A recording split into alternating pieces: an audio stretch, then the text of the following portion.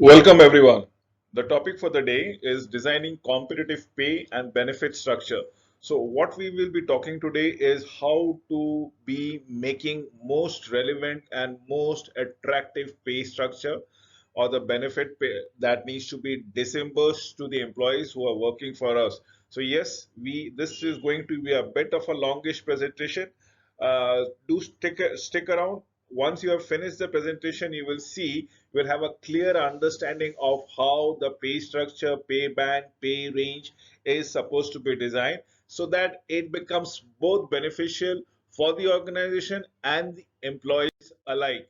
So, what is a base pay structure? Let us understand what we are looking into it.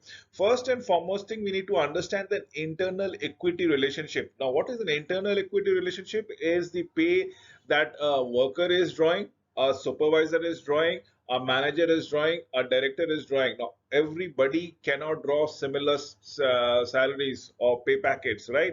So there has to be a differentiation in and around. So you need to maintain that differentiation, what is meant by internal equity.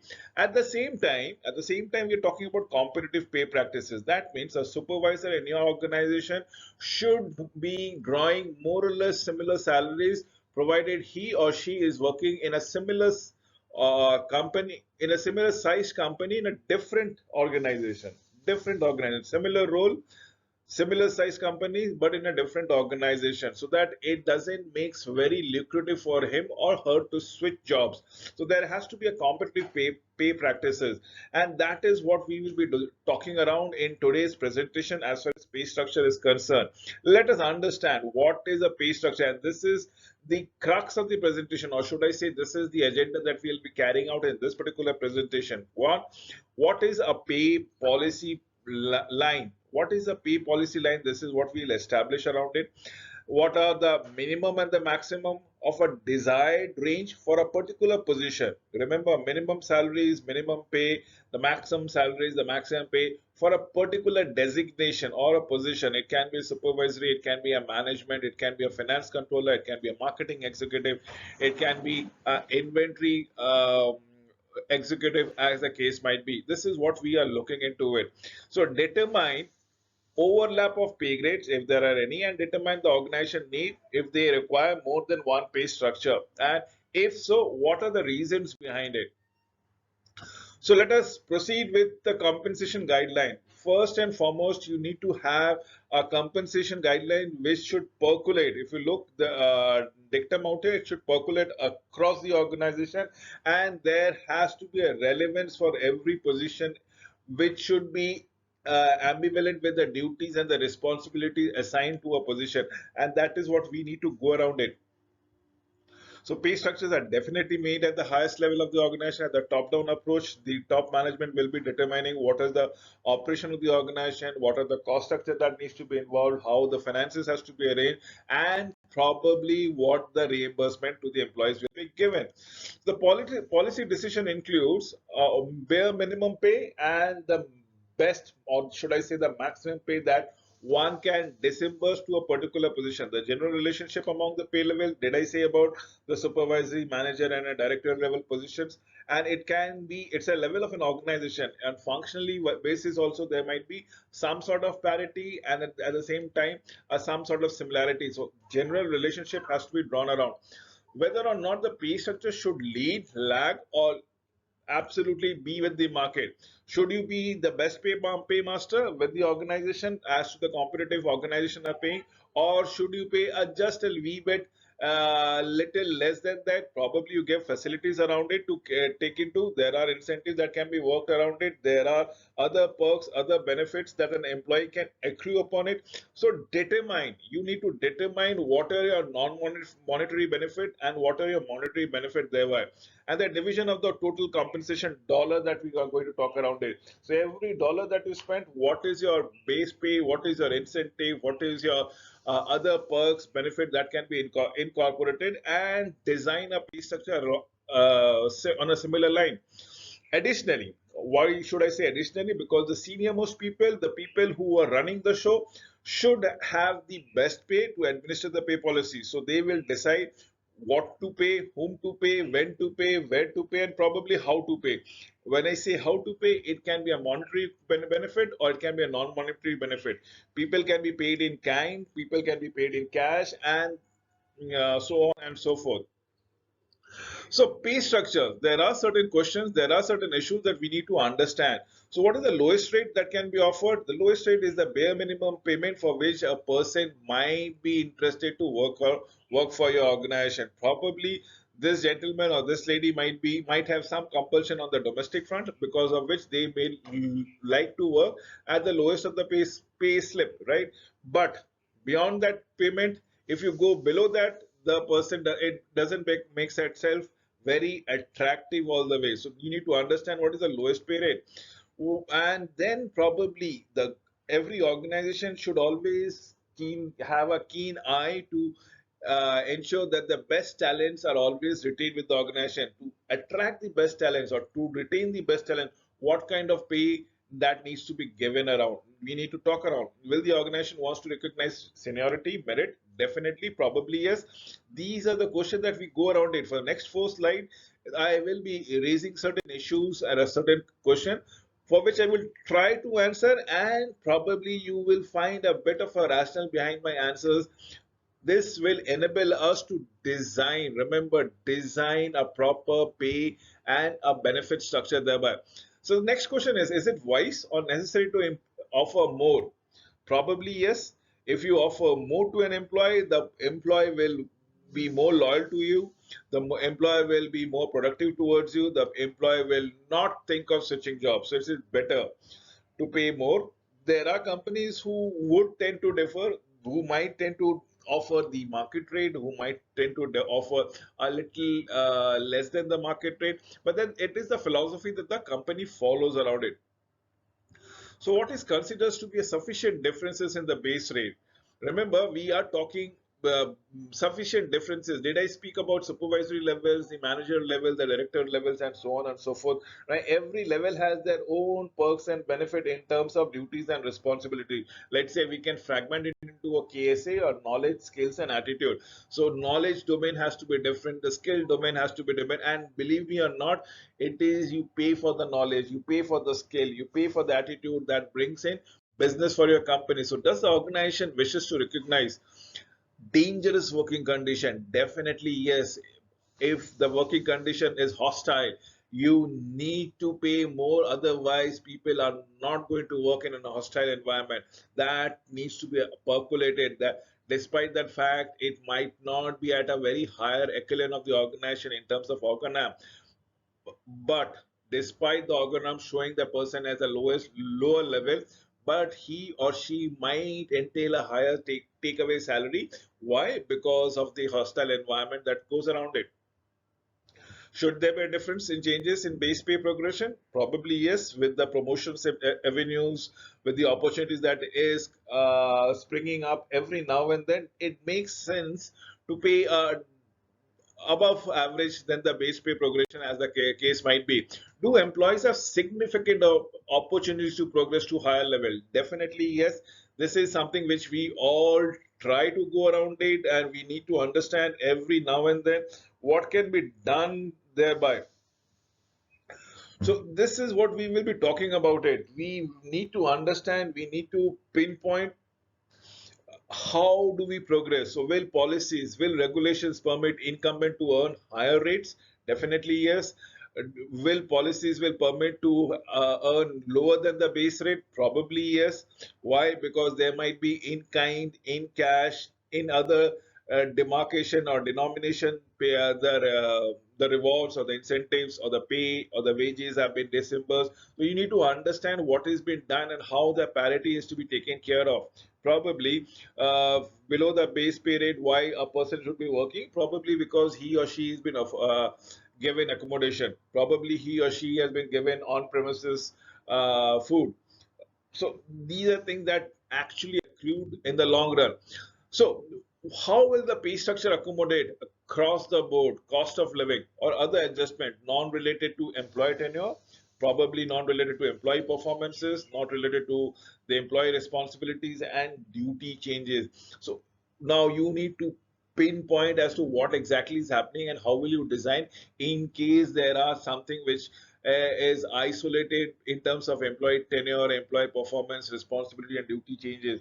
Now, this is when we are working in a hostile environment. This is when we are working in a different countries altogether, where the cost of living could be completely different. So, an executive working for the company in a third world country would be paid much less than the same person working in a first world country, or should I say an advanced economy. So probably the job role is same, the designation is same, the roles and responsibilities are same, but the cost of living in a different countries is completely higher. So to make his life sustainable, probably you have to end up paying more. Now let us start, initiate the pay structure architecture. Remember, you need to understand as to a trend what needs to be taken for up. We need to determine a trend and a pay policy line that comes around it. Decide whether we require one pay structure or more than one pay structure. It makes sense to have more than one pay structure, because then it will actually help you to attract the right talent from the market altogether. So this is what we need to understand. Let us understand the job data. What are the job data available? Now, if we have more number of applicant and less number of opportunities, probably you can afford to pay less. But in case if there are less number of applicant and the number of vacancies are huge, it's a simple signs of demand and supply.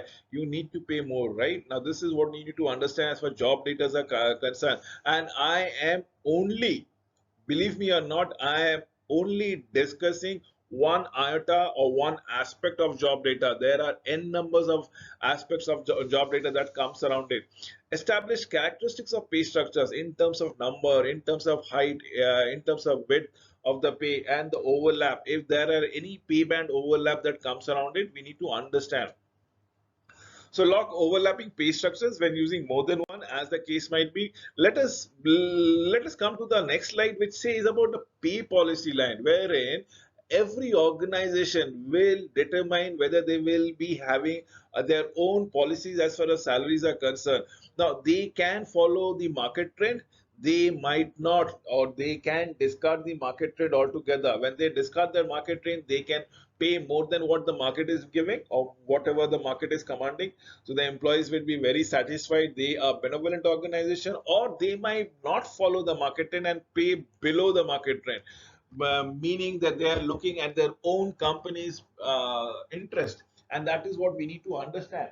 This is where the company's policies takes a precedence altogether. So determining a pay policy structure, the procedure most organizations follows in an establishing a pay policy or a trend line is to determine the market rate for various benchmark jobs that covers an entire spectrum from lowest to the highest rates of pay. Remember, from lowest to highest, I will be spending around 6 slides for you to understand in depth. By plotting a chart on a pay rate information on an x-axis is the amount of dollars that you are disbursing in terms of pays, in terms of wages, in terms of salaries. On the y-axis, if you plot the number of employees who are going around it, and try to jot down the points, and you will see there are clusters where a number of people, n numbers of people are drawing more or less a similar kind of salaries. And then there are clusters which is having completely open spaces. So determining a pay policy line, you need to understand this trend line through a scatter diagram, probably through a line diagram that comes around it. I can just let me go around it. What comes around? If you have this scale, right? This is the point that comes around it. It can be clustered out here. We have less number of people that comes around here. We have few people. Now, what I've been trying to do is there is a scale that comes around as the case might be. And this is what we are looking at, 2-point line side least square methods as the case might be. This is what we are looking around. So many organization uses pay policies to line to midpoint values for all their jobs. Obviously, yes, probably many organization gives an average of the lowest and the highest pay scale, and the midpoint is where they say, okay, this is my actual costing for a particular position. Let's say it's a position of a marketing executive. Let's say it's a position of an accounts executive, and so on and so forth. The pay policy lines are useful when plotting survey data and comparing them with an internal pay structure. From the pay policy line, organization establishes the minimum and the maximum pay level, the relationship between pay grades and the range of pay thereby, and that is what we are looking up to.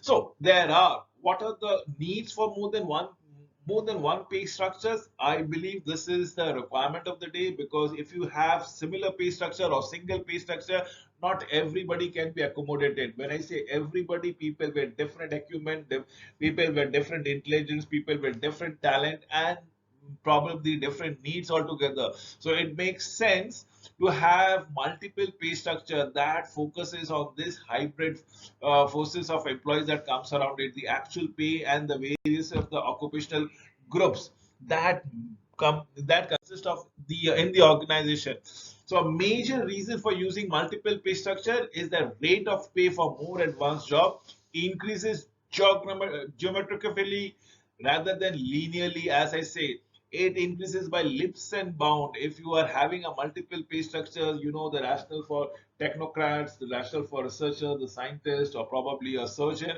their salaries will be having a leapfrog effect altogether, because they might be well ahead and well taken care of. So that is needs to be understood. It is not unusual for a large organization to have approximately three pay structures, which might be pessimistic, or should I say realistic and optimistic. The three pay bands that comes around it, and this can be across the level, be it a blue collar job, manual labor, craft, trade workers, or a non-exempt white-collar salaried employees. We can have managerial, administrative, and professional exempt employees thereby. So the need for more than one pay structure. Some organizations have fourth pay structure, which they pay extremely to their only to the highest of the executive. Why is the highest? Because probably they might be the owners, they might be running the show, they might be a board members, or they are pivotal to the success of the organization. Their expertise brings a wealth of knowledge and a wealth of clientele towards it. So you have to pay a fourth pay structure, which can be completely in a different segment altogether. Now let us understand the displaying of the job data. When there is an apparent need for more than one trend line or a pay policy, one needs to have more than one pay structure. Did I say the statistical procedures of avoiding multiple pay structure? Did I say about how can you do for a manual laborers and a scientist salary? Can they be on the same pay band? Probably not. So we need to understand those job data. The procedures allows pay data to be presented by means. When I say means, it's an average. It can be an arithmetic mean, it can be a harmonic mean, it can be a geometrical mean, as the case might be. It can have a curvilinear relationship that comes around it. Again, if you want to draw the diagram on an x-axis and y-axis, if you on the x-axis it's a dollar sign that comes around it, the amount of payment that person is going around it, and the people out here right on the x-axis. So on the y-axis this comes around. Now what can be a curvilinear relationship? Now if you plot the diagram, that it can go this way, it can go this way, it can go this way, the salaries can go around it. So you have the low pay band and the higher pay band. So a pay structure using an AP, when I say AP, it's arithmetic progression, will produce a straight line. The AP would be completely this. On an x-axis be the number of people, and on the y-axis the number of dollars that has been reimbursed. Now this is AP altogether, right? Whereas this might be GP, as the case might be.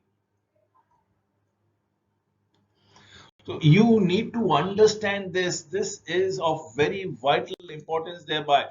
So let's move to the displaying of the job data. Geometric progression. Did I say about geometric progression in the previous slide? Where the pay rates vary by some constant rate. Increases will produce a curve pay product or curve pay policy line. To display geometric progression in a straight line or in a logarithmic scale, as the case might be. So let us understand job data. Now, job data, if I have said about three means: GPs, APs, and HPs. Harmonic mean, if I've not touched it, but it is a little wee bit different. Then the GP, then the geometric means. The geometric means will be completely easy to understand. Uh, The most basic things which needs to be understood would be arithmetic wheel, which is basically a lower pay band and the highest pay band divided by 2. You add them and divide it by 2. So let's say the lower pay band is $10, the highest pay band is $100. So you add $10 and $100, it becomes $110 divided by 2. So the average mean would be $55, as the case might be. That is arithmetic progression. But what is geometric progression? Geometric progression would be for the $10 bill, $10 reimbursement is given to 10 people. So that means there is 10 people are drawing $10 as a wage, right, on an hourly basis. Whereas $100, there is only one person drawing that wage. So what does it mean? 10 multiplied by 10. When 10 numbers of employees multiplied by 10 numbers of dollars that has been disbursed. So that means $100 out here plus $100 multiplied by 1%. So the total salary bill would be $200. Now divided by 11. Please understand, this is what we need to divide it by 11, and you will see the average doesn't comes around 55. It will be completely different altogether. It will be somewhere on 27, 28 or 29. So that is what your geometric progressions would come across it. So when the market values or going rate of a job has been determined, the average values of the mean is frequently the value selected because it is very easy and it represent the whole data set around there. So displaying the job data, one of the things that you should always take it with caution. It is not always the best choice. It does not reflect the true anomaly or true reflection, by the way. So in final analysis, it depends on the distribution of the data that comes around it. So now did I say I would be spending around 6 to 7 slides on lowest and highest rates of pay? Why this is required? Did I introduce to the term that there is a person in a similar capacity drawing a salary of $10 per hour, and some gentleman or lady is drawing a salary of $100 per hour? So what are the differences thereby? So in identifying the lowest pay scale, it is important to pay attention to the legal requirement. What are the bare minimum that the federal government mandates to be paid on a daily basis or in an hourly basis? That's a legal requirement which you cannot and you should not breach. The prevailing union scales in the local market and the all area wage scales or the going rate in the market, as the case might be. The high low end rate. So if your dollar rate is not $10, let's say $50, automatically the $100 will be pushed to $150 or $160 per se.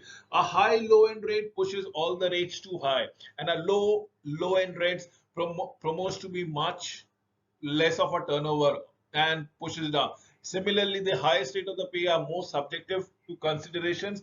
Why should everybody being paid for a $10 and why should one person be paid for $100? That needs to be it is a subjective matter, and probably it leads to your interpretation as far the companies to companies are concerned. The highest and the lowest average value should be the midpoint of the pay. For those job assigned, this rate when there's a range of pay available for each category, as the case might be. The basic design criteria that determines pay differences is moving through the pay structure. Remember, it's a midpoint to midpoint differences that we go around it. So if we said $10 and $100 as an example, as the lowest and the highest rate, the midpoint remains around $55. Similarly, the next pay band might be from $70 to, let's say, $200. The midpoint would be 70 plus 200 is 270, divided by 2 would be $135. So we have a midpoint of $55 and one point of $135. This needs to be carried forward. So there are these midpoint that needs to be understood. So midpoint to midpoint pay difference is a percentage change, and that because it reflects the whole set of the range that comes around it. Remember, pay progressions from midpoint to midpoint can be as low as 3% and as high as 25%. Not beyond that. It switches between these 2 points every now and then. Normally, a low midpoint differences are found in lower end of the jobs, lower end of the scale. You don't require very people who are semi-skilled or who are almost unskilled for that matter. Any employees who can do it. And a higher difference on the midpoint structure means we are talking about senior managers, senior technocrats, people who are vital, or should I say pivotal to the organization. The following issues should be considered when determining the appropriate midpoint issues. The smaller the difference between midpoints, the more pay range is available. But when the more pay rates, the more opportunity for the assigning different rates to different pays, different jobs with minor differences. You have a wide range. When I say there is a $55 and $135 of a midpoint to midpoint range, so I can give people a different price point, a different salary point, a different wage point. I can reimburse them accordingly. Even if they can bring some sort of a differences, some sort of a advantages, they bring in some sort of wealth to the table of the organization, you can hand over the disbursement. The greater the differences between pay rates, the easier it is for the job holders to perceive differences in worth between jobs. A small difference between midpoints may force an organization to have more than one pay structure, as the case might be. This is what we need to go around it. So, for jobs at the lower end of the pay structure, a difference is around 6 to 7.5% difference. In the midpoints is almost appropriate, but that is not true for the higher end, which is at the end of 15 to 25%. See, remember at 6 to 7.5%, there's a difference of only 1.5% for the lower end of the job, but approximately a 10% difference, 15 to 25 differences at the higher end of the organization. On the middle level, it's usually 8 to 10%, which has been forced upon it. So we have understood the lower end of the things, we have understood the pay structures, how to develop it. Let us understand how to develop pay grades altogether. Remember, pay grades are nothing but more or less a convenient grouping of wide varieties of jobs. So, a marketing executive, finance executive, a inventory executive would be paid almost a similar kind of job. They might be working in a different portal, different functional, different department, but they have the same cluster of responsibilities, so they will be paid in a similar fashion. And this is what is to be marked as a pay grade, as the case might be. So, how do we develop pay grade? It may provide for a single rate as the case might, or it may allow a range for to be paid within a certain rate. The top or the maximum rate of pay or the pay grade said that there is the most work being produced in this grade, and that is worth to the organization. So top or maximum pay grades will reflect it, will tell it to you. So the highest pay grade that you go around it, so they are the people who are actually makes a lot of sense for the organization, and the organization success depends on them. The bottom places a minimum value to the contributions of the assigned jobs, as the case might be. Remember, the distance between the minimum and the maximum recognizes the ranges of performances. The experience of the incumbent in the assigned job, as the case states you deliberately with point. So each grade provides for a day range, for a range to be played around it. And within a pay grade, there can be a midpoint, there can be a minimum, there can be a maximum. Did I say about optimistic, pessimistic, and realistic efforts? So the range of the minimum and maximum within a single pay grade can vary from 20 to 100%. So you can have 20 to 100% of difference altogether for the people drawing similar kind of jobs. Remember, but that is not the norm. The norm is usually 30 to 50%, as the case might go around it. So number of steps within a grade may also vary. The grading can have different steps altogether. Normally from 3 to 10 points, and that is what we are looking into it. That is how things will take care of. There is a direct relationship between the rate of increase per step and the number of steps within a grade, as the case might be. The midpoint of each pay grade is normally a constant percentage, which is basically preceding the one thing. Now, what is a constant percentage? It can be 2%, 3%, 4%. So every pay grade, every person who is working in a lower end and a level above it should be getting at least 3% extra, or 4% extra, or 5% extra. So there's a fixed percentage that normally varies between 5 to 10%. Adjoining pay grades normally overlap. What do I say by adjoining pay grade? It might be a supervisor and then an assistant manager, or should I say assistant manager and deputy manager. But the pay grades of a supervisors and a senior manager will never be at the same platform. So there can never be any overlap. But adjoining people can have overlap. If there's a 30% range within the pay grade, there is a 10% difference between the midpoints. There will be almost, in most of the cases, 67% of overlap that comes around it. Now, let us understand how to go for the general characteristics of pay grade system. Remember, the requirement of an organization will provide the answers to the correct number of grades, the number of steps within the grade, the rate of progression within and between the grade. Now, rate of progression is the increment that the person accrues at the end of a fiscal. Every fiscal that he or she works around it, probably there is an increment that has been given on that. That's a rate of progression. On the other hand, it can be a promotion basis also. Certain organization might be tenure based promotion, certain organization follows contribution based promotion, performance based promotion. So you need to understand those number of steps within the grades, the rate of progression, and the correct number of grades as the case might be. Let us understand the number of pay grades to be included within a grade structure varies from circumstances and organization to organization, companies to companies, countries to countries. Believe me or not, there is no sacrosanct right number. What organization is practicing? Did I say certain organizations decides to pay more than the market rate and certain organizations tends to pay less than the market rate? Believe me or not, whether you giving the market rate more than the market rate or less than the market rate, all three kinds of organization are doing stupendously well and super successful in their own rights.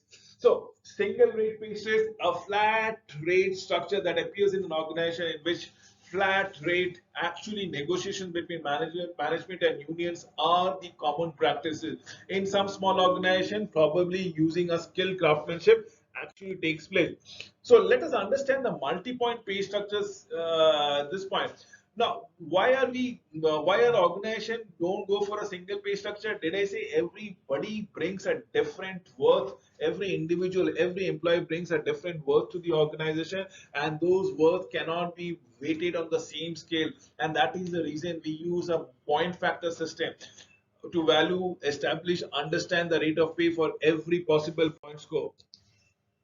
We have something called broadbanding, which is nothing but grouping of jobs of a significant difference of worth and values within one pay band. So probably a person who is dealing with money, let's say a finance fellow, and a person who is dealing with business, let's say the marketing fellow who brings in the revenue.